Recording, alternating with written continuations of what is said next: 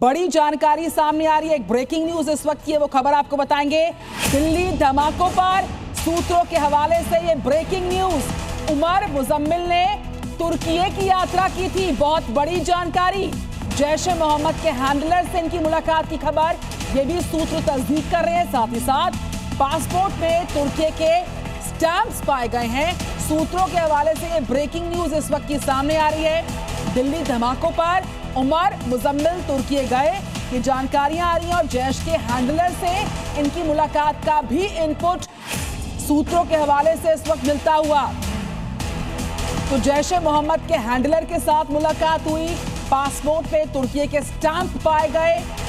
जैश के हैंडलर से मुलाकात का इनपुट और ये दिल्ली ब्लास्ट मामले में ये ब्रेकिंग न्यूज इस वक्त की सामने आ रही है, जिसमें कि उमर मुजम्मिल तुर्की की यात्रा कर चुके थे, जैश के हैंडलर से मिल चुके थे और पासपोर्ट में तुर्की के स्टैंप बरामद हुए। ये सूत्रों के हवाले से खबर है। लगातार दिल्ली ब्लास्ट मामले में ब्रेकिंग न्यूज आ रही है और इस वक्त की बड़ी जानकारी आपके सामने हम फ्लैश कर रहे हैं दिल्ली ब्लास्ट पर।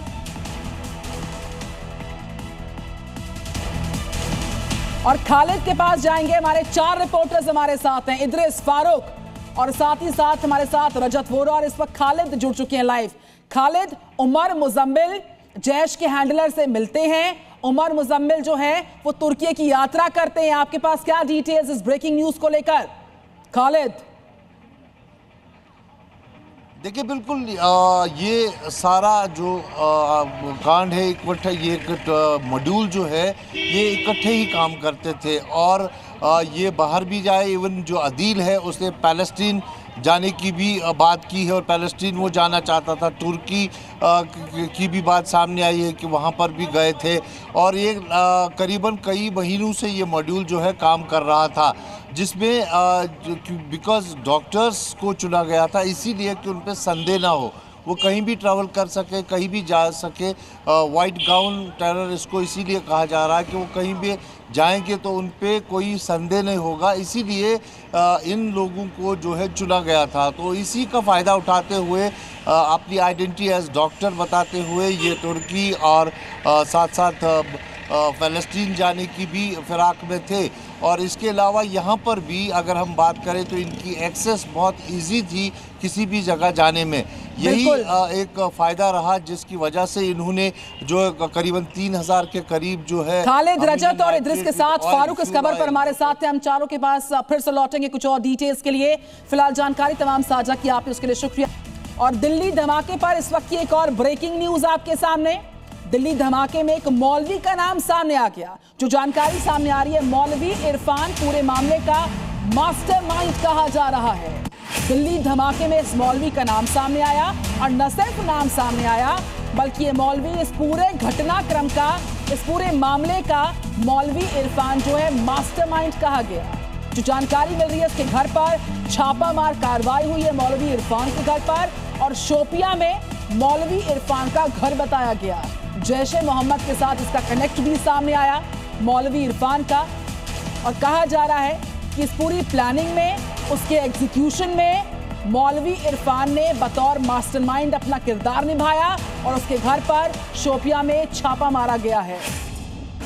अगली ब्रेकिंग न्यूज आपके सामने, मौलाना इरफान पर यह ब्रेकिंग न्यूज। ये इरफान के घर से जैश के पोस्टर्स मिले, ये जानकारी मिल रही है।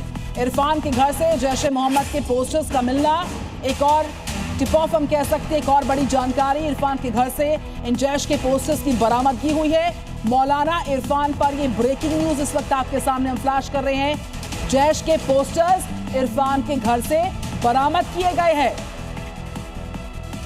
तो मौलाना इरफान पर ये लगातार जानकारियां मिल रही हैं। तो शोपिया में मौलवी इरफान का घर है और जो जानकारी इस वक्त सामने आ रही है, इरफान के घर से जैश के पोस्टर्स की बरामदगी हुई है।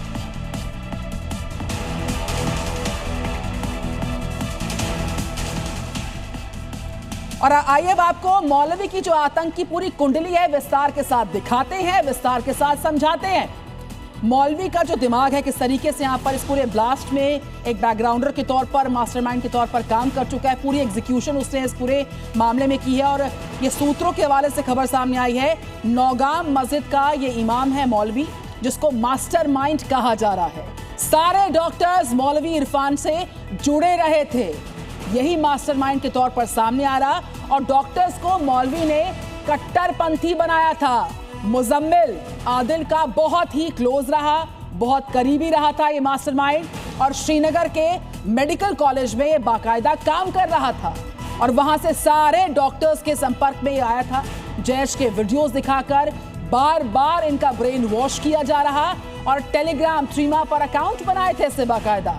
जैश ए मोहम्मद के प्रोपेगेंडा को बढ़ाने का ये काम कर रहा था मौलवी।